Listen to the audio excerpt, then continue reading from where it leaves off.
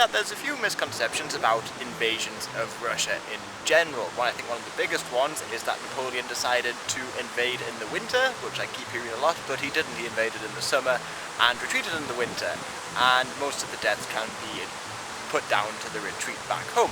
But anyway, a lot of people also say that nobody can invade Russia, but this just simply isn't true. I think a lot of people know that the Mongols invaded Russia, but I think less people know that the Polish invaded Russia in the early 17th century. Anyway, to sum up the Polish invasion briefly, it was during the polish-muscovite war of the early 17th century. The Polish won a decisive battle at Klushino in 1610, and they marched on Moscow.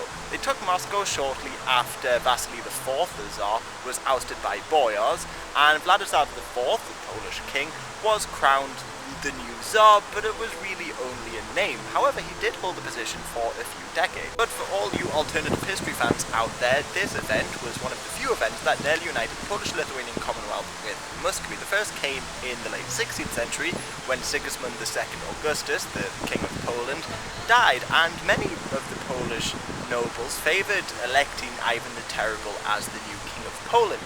This would not only free up their eastern border and make the Commonwealth more powerful, but it would also limit the growing power of the Polish magnates. However, the Livonian War prevented this from happening. There was a final attempt in the 18th century when the Polish-Lithuanian Commonwealth was on the decline. So Stanislav Augustus, the King of Poland at the time, proposed to marry Catherine the Great and unite the two kingdoms, but religious differences prevented this from happening, and of course Russia would shortly afterwards go on to help partition the Commonwealth along with Prussia and Austria. However, going back to the mid-17th century briefly, Poland and Lithuania nearly united with Ruthenia, i.e. pretty much western Ukraine.